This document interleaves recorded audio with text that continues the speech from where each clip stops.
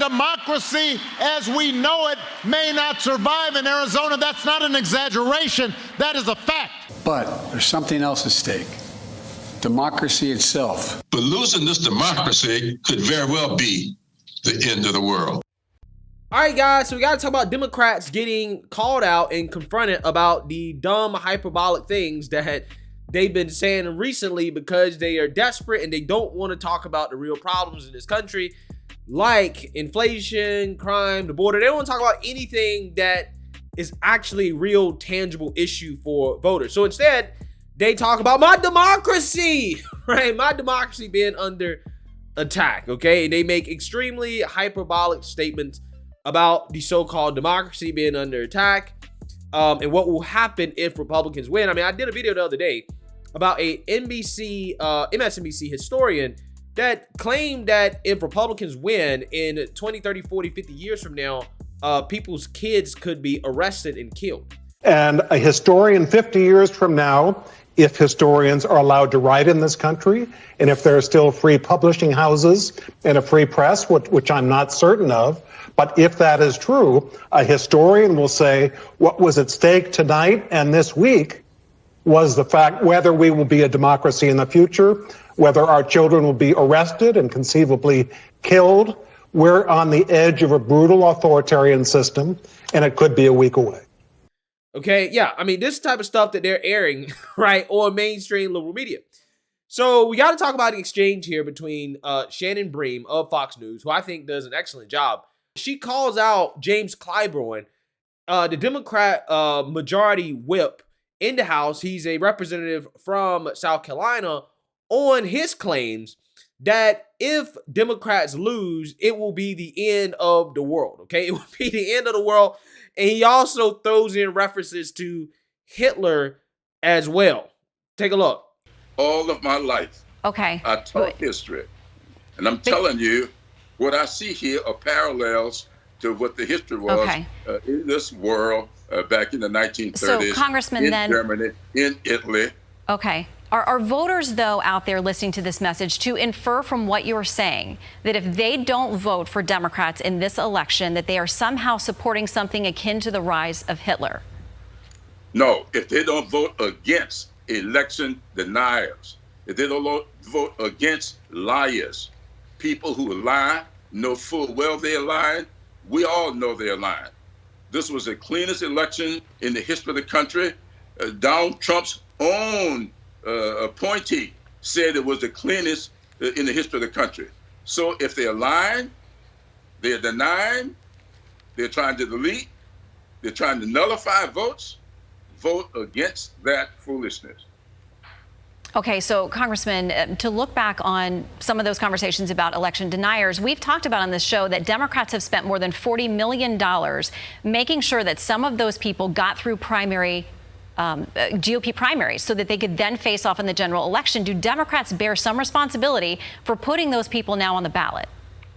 No, we didn't put them up. But you spent millions to get them there. I'm sorry? But you spent millions to get many of them there where they are now on the general election ballot. Well, you know, I have read about that. I believe that you should always try to best position yourself to win in the general election.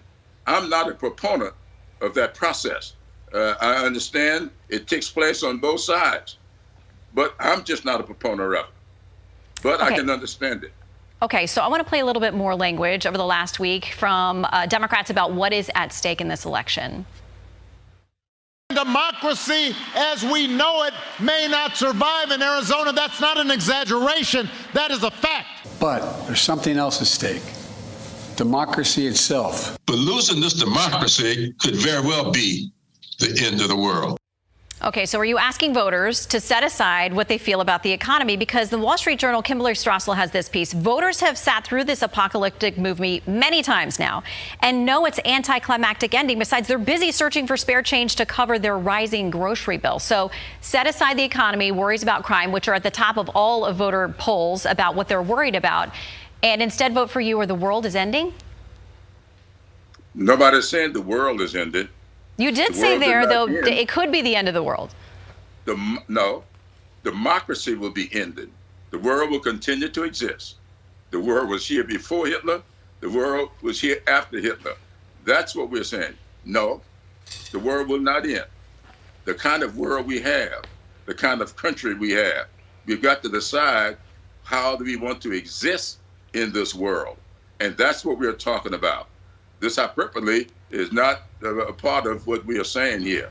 We're talking about what kind of country we have and what kind of world we have. Okay, Congressman, just to be clear, though, I want to read your quote. It says, but losing this democracy could very well be the end of the world. That's a direct quote from you. End of the world? Come on. Well, a lot of voters feel that way. When you say that, they think they have the same reaction. Well, if that's a quote from me, I misspoke.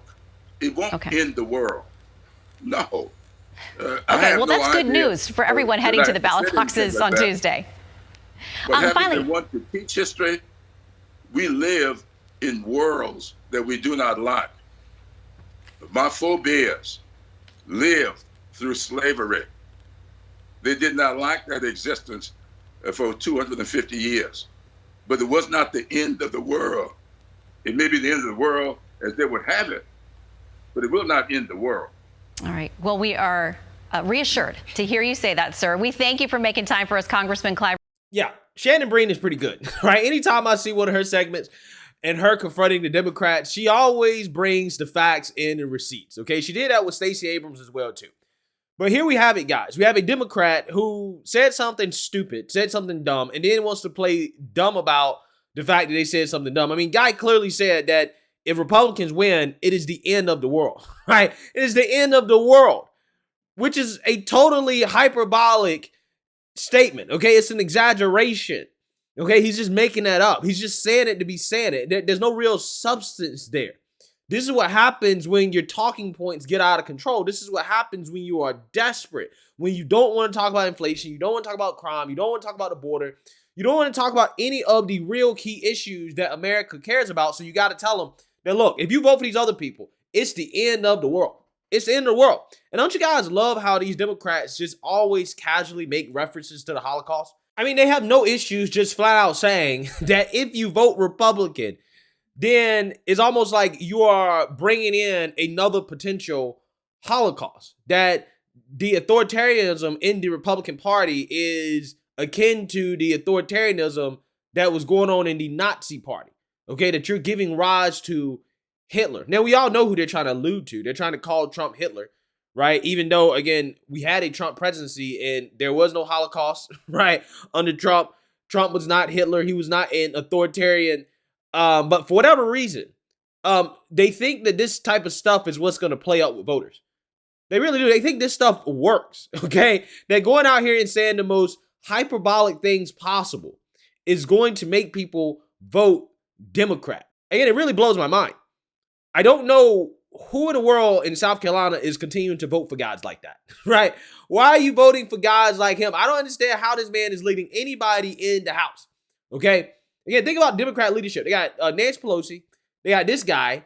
They got Joe Biden. I mean, you have old, decrepit people, right, leading that party, okay? No wonder they don't have any solutions. And the only thing they come out here and tell people is that so-called democracy is under attack and that the Republicans are basically Nazis, right? This is what happened in Nazi Germany. They went out there, they voted against inflation, right? That's how Hitler came to power. This is exactly what you guys are doing right now.